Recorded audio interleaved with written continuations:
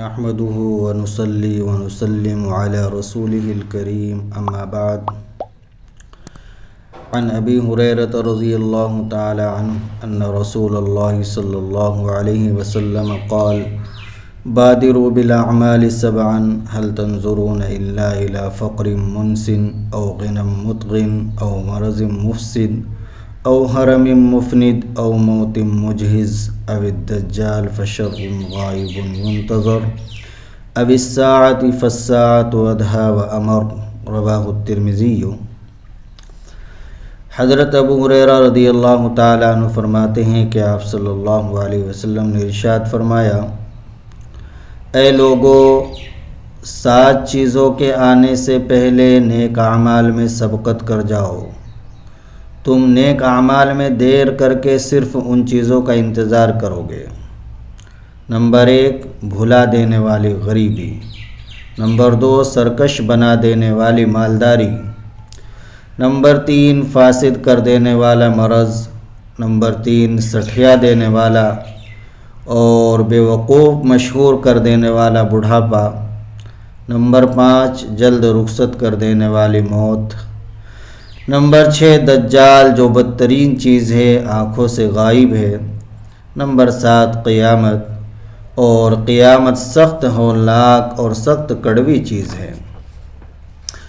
اس حدیث پاک کے اندر اللہ کے نبی صلی اللہ علیہ وسلم نے تمام امت کو 7 قسم کی بلا و مصیبت سے حفاظت کے لیے نہایت آسان اور عمدہ نسخہ بتلایا، اور وہ نسخہ نیک عمل ہے. اس لیے کہ جب آدمی نیکی کا اور اچھے کاموں کا عادی بن جاتا ہے تو نیک کام کرنا کوئی مشکل نہیں رہتا. اس لیے فرمایا کہ 7 قسم کی مصیبتوں کے آنے سے پہلے تم نیک عمل کر لو، دیر مت کرو. اگر تم دیر کرو گے تو اس کا لازمی نتیجہ یہ ہوگا کہ تم پر ان میں سے کوئی آفت آ پہنچے گی اور تم ہاتھ ملتے رہ جاؤ گے. اور نیک عمل میں دیر کرنے کا مطلب یہ ہوگا کہ اگر تم ان چیزوں کا انتظار کرتے ہو کہ تم ان چیزوں کا، یہ جو 7 چیزیں 7 مصیبتیں گویا تم ان کا انتظار کرتے ہو، وہ 7 مصیبت کی چیزیں کیا ہیں؟ اللہ کے نبی صلی اللہ علیہ وسلم نے ارشاد فرمائی: نمبر 1، فقر منسن، بھلا دینے والی اور مدہوش کر دینے والی محتاجی اور فقیری. جب انسان سخت فقر و فاقہ اور محتاجی میں مبتلا ہو جاتا ہے تو اپنا مقام، اپنی حیثیت، خدا کی اطاعت، فرما برداری سب بھول جاتا ہے. یہ عبرتناک بلا اور مصیبت ہے. اللہ حفاظت فرمائے. دوسری چیز ارشاد فرمائی: او غنم مطغن، سرکش کر دینے والی اور حد سے آگے بڑھا دینے والی امیری اور مالداری. جب آدمی کے پاس مال آ جاتا ہے اور اس نے اپنے کو نیک عمل کا عادی نہیں بنایا ہے اور نیکوں کی صحبت میں نہیں بیٹھا ہے اور اس نے اللہ تعالیٰ کے دین کے معاملے میں شناسائی پہلے سے حاصل نہیں کی ہے تو مال اسے سرکشی، گمراہی اور طغیانی میں مبتلا کر دے گا. اللہ حفاظت فرمائے. تیسری چیز ارشاد فرمائی: مرض مفسد، خراب اور فاسد کر دینے والی بیماری. سخت مرض کی وجہ سے جب آدمی کسی مرض میں، کسی بیماری میں مبتلا ہو جاتا ہے تو اس کے بدن کے اندر فساد پیدا ہو جاتا ہے اور مرض کی وجہ سے ضعف، کمزوری، سستی اور کسل بڑھ جاتا ہے، جس سے انسان کو عبادت صحیح طور پر کرنے کے لائق نہیں رہتا.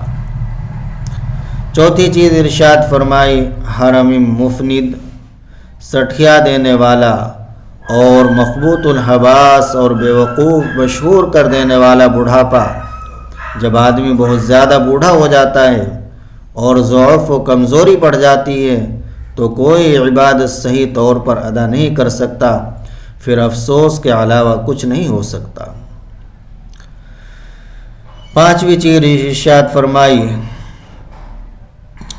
موت مجہز، جلد رخت سفر اور رخصت کر دینے والی موت، کہ جب موت آ جائے اور پھر چاہے کہ واپس زندہ ہو کر نیکی کرو تو یہ ہونے والا نہیں ہے، ایسا نہیں ہوتا۔ جو کچھ بھی کرنا ہے موت سے پہلے کر لو، اور موت کے بعد عذاب خداوندی سامنے ہے، اللہ تعالی حفاظت فرمائے۔ اس لیے نیک عمل کے بغیر مرنا بہت بڑی بلا اور مصیبت ہے۔ 6ٹھی چیز ارشاد فرمائی دجال، جو ایک بدترین چیز ہے جس کا لوگوں کو انتظار ہے کہ جب دجال لعین آئے گا تو ہر طرف سے لوگوں کے ایمان پر حملہ کرتا رہے گا اور ایسی عجیب عجیب باتیں لوگوں کے سامنے کر کے دکھلائے گا جس سے لوگ اس کی گمراہ کن باتوں پر ایمان لے آئیں گے۔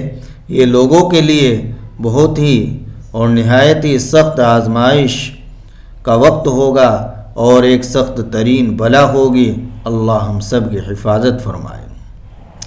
7ویں چیز ارشاد فرمائے قیامت، جو کہ بہت سخت، ہولناک اور بہت کڑوی ہے، کہ قیامت آنے کے بعد تمام انسان ہلاک ہو جائیں گے، اس کے بعد کچھ نہیں کر سکتا۔